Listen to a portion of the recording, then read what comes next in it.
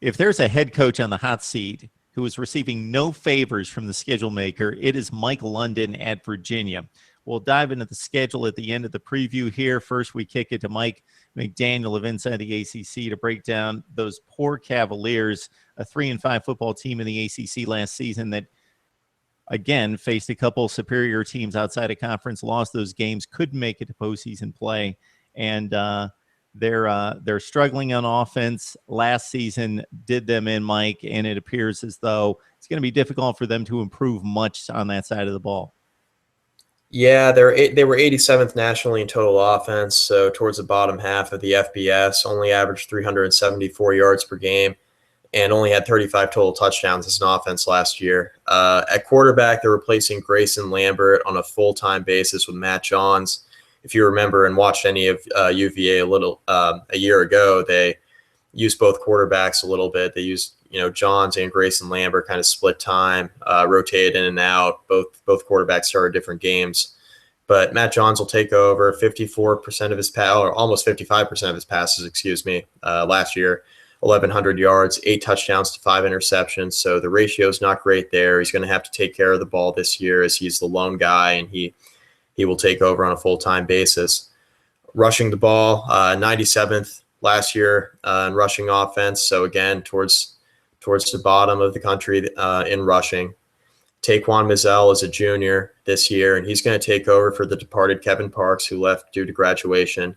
Mizzell's a junior who rushed for 280 yards and 2 touchdowns last year and is yet to make a full impact on the rushing game, but he will have his opportunity to do so as he looks like he's going to be the guy to take over for them. At receiver, they got Canaan Severin. He's a senior, led the team in catches, yards, and touchdowns last year. His 42 catches, 578 yards, and 5 touchdowns led the team. And sophomore Andre Levrone appears as if he's going to be the guy lining up opposite of Severin there. He had only 15 catches last year for 248 yards and 2 touchdowns. So he had a minimal effect on the passing game last year, but he's going to step into a bigger role because they had a guy transferring in named TJ Thorpe. You may know him from North Carolina. He had some big time impact plays for the Tar Heels over the last couple seasons. He broke his clavicle in fall camp, so he's out for the season. So some unexpected adversity there for Virginia on the offensive side of the ball heading into 2015 before the season even starts. Yeah, Mike, Grayson Lambert started 9 games. He's off to Georgia, and with just about a week left before the opener, he's in serious contention for the Georgia starting quarterback job, and the Bulldogs are in the fringe of the top 10 in the country. Johns started the other 3 games. He's a big 6'5" kid. They've got a pro-style offense. It fits him well. Maybe he can take the reins and do something with this offense, despite what you say is a pretty porous running game. Now, for the sake of the Virginia play-by-play guy, I'm hoping that Mizzell makes a lot of big plays, considering his nickname Smoke. That would be a pretty fun call for the play-by-play guy. He is a former 5-star recruit, and there's not a whole lot of those guys walking around. There's typically only about 25 to 40 of those guys each season, so he was very highly regarded coming out of high school, Smoke Mizzell. And, that's how the offense shapes up for Virginia coming off a dismal 2014. The defense, on the other hand, if they could have gotten anything out of the offense, they would have been a bowl team at least because the defense was so good last year. But I don't know how good it's going to be this year, Mike, because they lost so much. Yeah, the defense last year ranked 28th nationally in total defense, so they were very good. If you remember the UCLA game, they hung around against Brett Hundley there for a while against the Bruins because their defense had scored, I don't know, what was it, 2 or 3 touchdowns on that side of the ball.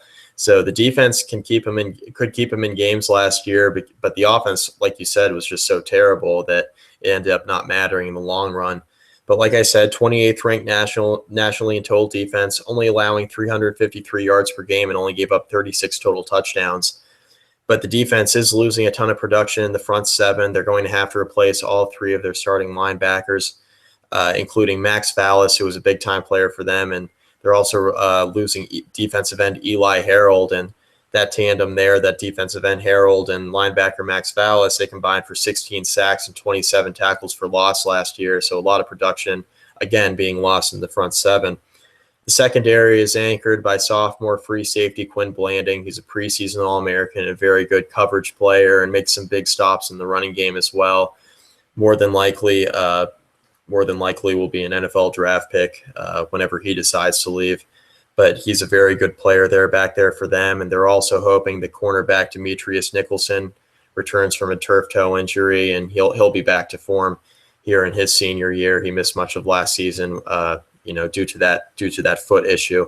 So we'll just have to see how the defense recovers. They're losing a lot of guys, and let's dive into the schedule, Mark, because like you said, the non-conference slate is not doing them any favors. Yeah, real quick, Mike, on the defense, you mentioned 28th nationally. Again, I don't know how much this is going to transition because of everything that they lost. 18th against the run nationally. They lost 24 sacks. You mentioned the two big sack specialists, but for the entire front seven, it was 24 sacks lost. And you mentioned Blanding. This kid had 123 tackles as a freshman from the safety spot. That is a ridiculous number. I don't know if that plays into the linebacker play or just he's that good. And he had 3 picks. And you mentioned Nicholson. That would be a welcome comeback. He's probably their best corner. And he just started the first game, got hurt, and never played again. He only played 1 game in 2014. Fortunately for Virginia, the scoring average would have been even worse, but their kicker, Ian Fry, hit on 22 of 27 last year. So they are in pretty good shape there. The schedule, got to dive into the schedule because I consider this to be the toughest non-conference schedule in college football.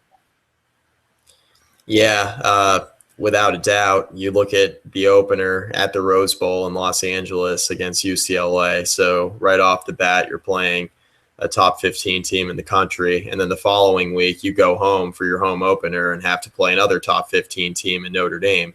So back-to-back weeks, you're playing two big-time top 25 teams, and then you have William & Mary the following week at home. So that should be their only win of their non-conference schedule because it's an FCS opponent. And then once again, week 4, they have another home game. So they got 3 out of their first 4 games at home, but unfortunately they'll be welcoming Boise State in. And if anybody knows anything about Boise State, they've been a force to be reckoned with there in college football here over the last 5 or 6 seasons. So not a good opening slate there for Virginia, more than likely a 1-3 start for them. Yeah, they also have 3 teams that won bowl games last year and pretty major bowl games. UCLA, as you mentioned, finishing in the top 10 last year. I guess the one possibility of an issue with UCLA is they're starting a freshman quarterback in Josh Rosen. He's a true freshman. Now, the kid's a stud. He's a 5-star. He should turn out to be a great quarterback, but this is going to be his first career start. Notre Dame also with a first-time starter in Malik Zaire, who did start the Music City Bowl against LSU and perform rather well. He's a dynamic runner. Boise State won the Fiesta Bowl last year. You've got 3 bowl winners from last season who expect to be on the national radar for this season. Now, Virginia, within the ACC, it's somewhat manageable. They play in the lesser of the 2 divisions and the 2 crossover games. Syracuse and Louisville, not too bad. And I believe Virginia pulled off an upset against the Cardinals last season.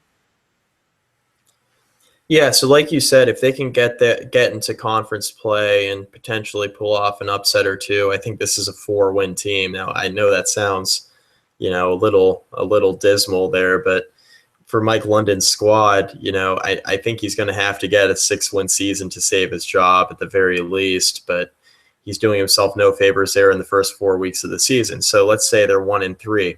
They have an open date on October 3rd before they play Pittsburgh the following week, and they're at Pittsburgh at Heinz Field. So that'll be a tough matchup, but a game they could potentially win.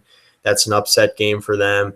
I think they have a decent enough chance there in that game, and then they go home the following week for their homecoming game against Syracuse, and I think they could beat Syracuse. Syracuse will be one of the worst teams in the ACC this year.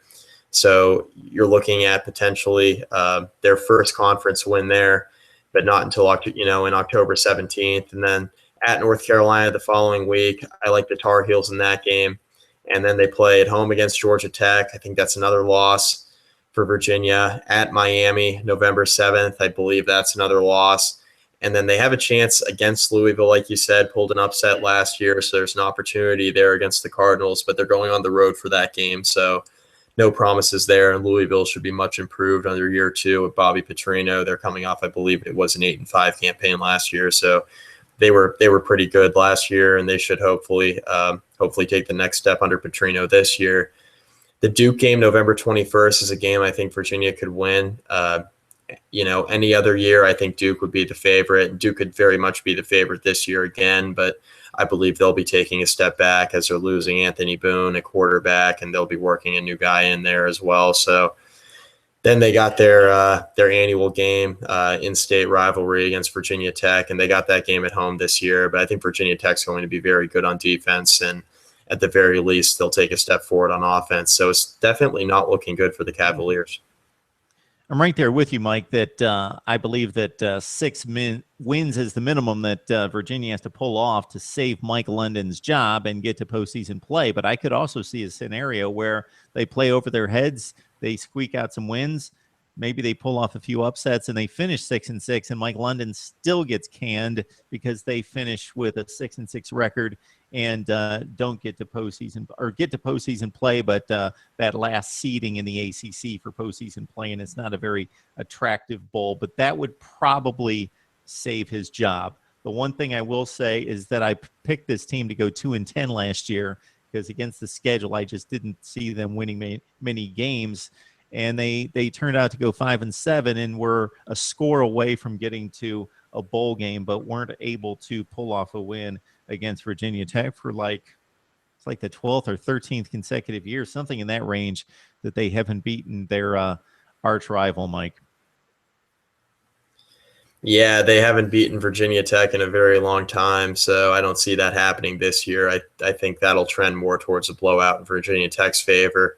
But I think 4 wins there for Virginia is actually the maximum. But like I said, I think 6 wins saves Mike London's job because I think the athletic director will look at the schedule and say if London was able to carve out 6 wins against that non-conference schedule, and as tough as some of these teams could be in the ACC, that would be a significant accomplishment given what Virginia has done over the last couple seasons with lesser schedules.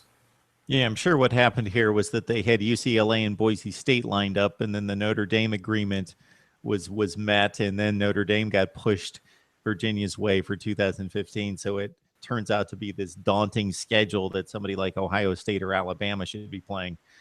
All right, Mike McDaniel joining us from inside the ACC to break down some Virginia football. Thanks, Mike.